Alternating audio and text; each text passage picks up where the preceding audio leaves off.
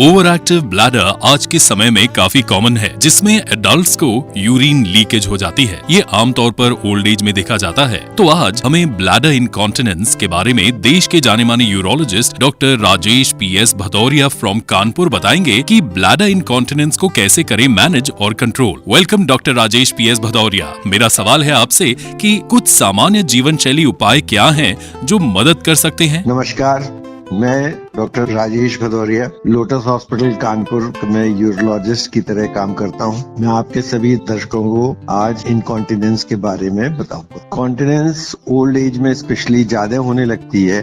उसके लिए सबसे बड़ी शैली है कि आप अपना वेट अच्छा रखें। Wait maintenance is very important. और दूसरा, कॉन्स्टिपेशन अवॉइड करना है। मेरा सवाल है आपसे कि ओवर एक्टिव ब्लैडर का क्या कारण है। देखिए, ओवर एक्टिव ब्लैडर एक जनरल सा सिंपल टर्म है, जिसका ये मतलब होता है कि ब्लैडर बिना आपके ब्रेन से परमिशन लिए कॉन्ट्रैक्ट कर देती। ये हम ध्यान रखें, जैसे जब हम बच्चा पैदा होता है तो उसकी पेशाब चू नहीं रही होती, लेकिन वो सोशली इनकॉन्टिनेंट होता है। उसका ब्लैडर ब्रेन से परमिशन नहीं लेता है क्योंकि ब्रेन अनडेवलप्ड है उस समय। वो एक निश्चित समय सीमा में कॉन्ट्रैक्ट कर देती तो पेशाब हो जाती। ओवर एक्टिव का मतलब ये है कि जब आप एक बार कॉन्टिनेंस रिगेन कर गए, उसके बाद ब्लैडर बिना दिमाग से परमिशन लिए कॉन्ट्रैक्ट कर जाएगा और आपकी थोड़ी पेशाब। मेरा सवाल है आपसे कि क्या OAB जीवन की गुणवत्ता को प्रभावित कर सकता है।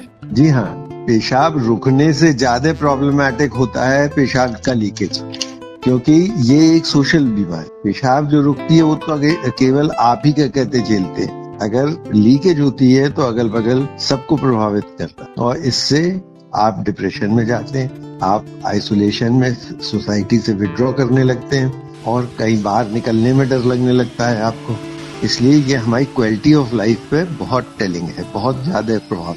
मेरा सवाल है आपसे कि OAB कितना आम है। जैसे जैसे हम लोगों की सेडेंटरी लाइफस्टाइल होती जा रही है और लाइफ स्पैन बढ़ता जा रहा है, तो it is said that by the age of 75, roughly about 60% people would have experienced some degree of incontinence. मेरा सवाल है आपसे कि OAB के लिए उपचार के विकल्प क्या हैं? सही ट्रूली डायग्नोज करने के लिए हम लोगों को इसके लिए सिस्टोमेट्रोग्राम करना होता है। अगर ये कंफर्म हो जाता है कि ओवर एक्टिव ब्लैडर की वजह से ही हमारी परेशानी है, तो आज की डेट में दवाइयां बहुत अच्छी आ गई हैं जो ब्लैडर की इस प्रवृत्ति को, सडन कॉन्ट्रैक्शंस को रोकने में बहुत ही प्रभावी हो। तो सबसे पहले तो मैं कहूंगा आज की डेट में medicines form the front line of over active bladder. क्या बात है। मेरा सवाल है आपसे कि ओवर एक्टिव ब्लैडर का क्या कारण है।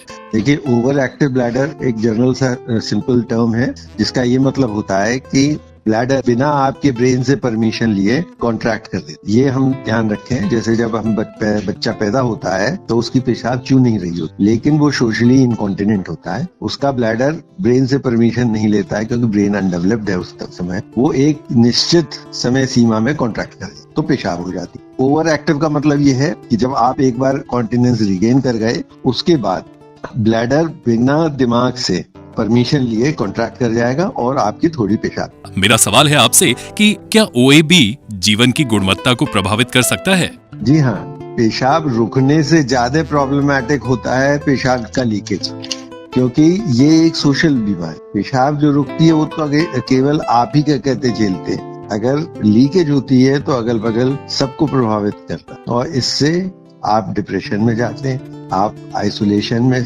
सोसाइटी से विड्रॉ करने लगते हैं और कई बार निकलने में डर लगने लगता है आपको। इसलिए ये हमारी क्वालिटी ऑफ लाइफ पे बहुत टेलिंग है, बहुत ज्यादा प्रभाव।